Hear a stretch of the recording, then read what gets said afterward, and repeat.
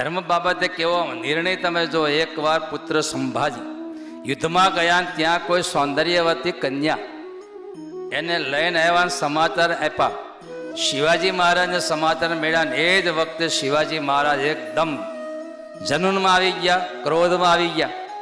કારણ કે મારા રાજમાં મારા પુત્ર થકી આ. અને એ જ વખતે ન્યાયાલય સામે પોતાના પુત્રને હાજર રાખ્યા અને કોર્ટમાં ભાઈ એને તો બીજો કોણ ન્યાય આપે? શિવાજીએ પોતે જ કોર્ટમાં ન્યાય આપ્યો કે એનું શિરચ્છેદ થાય, મસ્તક છેદવું જ પડે એનું. આટલું ચારિત્ર ભંગ કર્યો કહેવાય. ત્યારે હંસીરાવ નામના સેનાધિપતિ વચ્ચે પડ્યા, શિવાજી મહારાજને શાંત કર્યા.